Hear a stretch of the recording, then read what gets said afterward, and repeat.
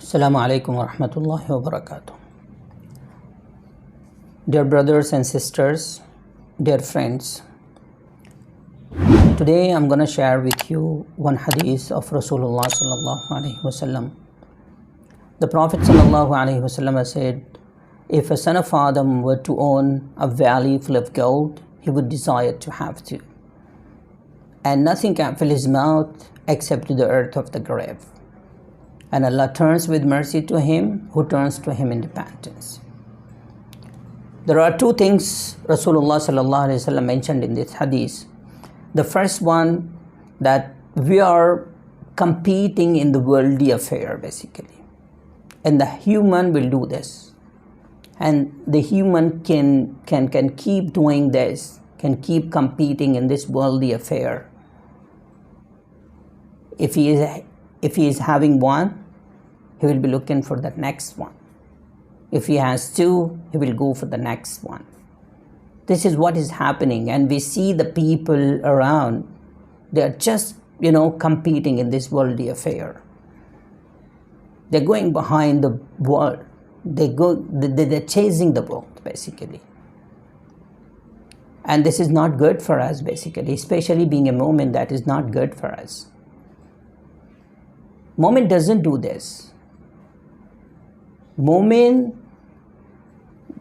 does work for this worldly affairs, does work for this world, but he never indulges in this. That he forgets everything. He forgets deen, iman. He forgets Allah subhanahu wa ta'ala. He forgets the Prophet. He forgets Prophet's teachings. He forgets everything and just indulge in this worldly affair and worldly things. And just every time looking for the betterment of this world. This is not the purpose here we came, my dear friends. We are not here to do just this. We are here to earn the akhirah. We are here just for an examination. We are going through an examination here. So we need to understand the fact that if we earn a lot of wealth, if we earn everything here in this world, still we have to go back to Allah subhanahu wa ta'ala. We are not going to be here forever. We are not going to be here forever. We need to understand this fact.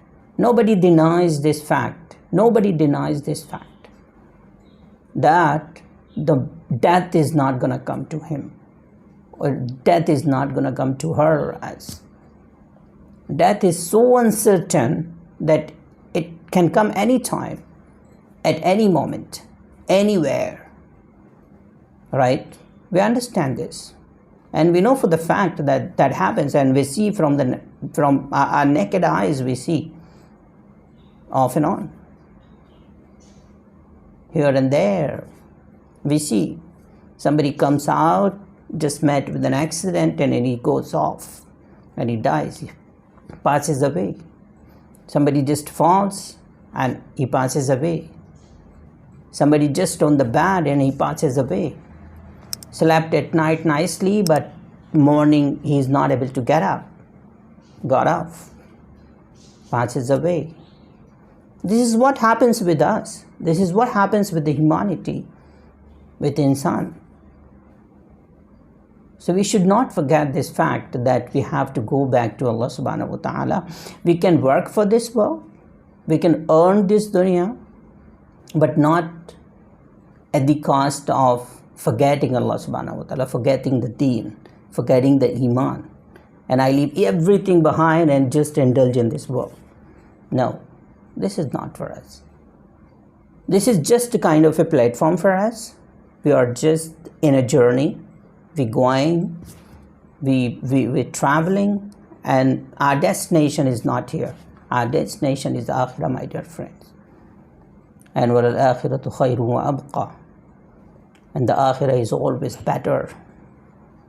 Akhirah is always better. Sahaba ikram radiallahu anhum ajma'in, they were not competing in this world. They were competing for the betterment of their deen, for their iman. They were not competing in this. This dunya didn't have any value in their eyes. They were doing everything in this world. They were earning the wealth. They were doing all of these things here in this worldly affair. They were involved, but to a level where they don't forget the deen. That there was a fine line between this world and the akhirah. They maintained that balance, basically. We also have to strive for this. We have to also try to maintain the balance between the worldly affairs and the ukhrawi affair, right? We need to understand this fact. And the second thing what Rasulullah sallallahu alaihi wasallam mentioned in this hadith, and that is istighfar, and turn to Allah subhanahu wa ta'ala. Allah is always ready for us to accept our tawbah, to accept our istighfar. Whenever we do istighfar, whenever we do tawbah, Allah is always there to accept the tawbah. And Allah becomes happy basically whenever we turn to Him with repentance. Allah does accept our tawbah. Today, this is what I just wanted to talk to you people. Inshallah, in the next session, we'll try to discuss a little more about any other hadith basically. Inshallah, by then, thank you so much. Assalamu alaikum. Jazakumullah khair.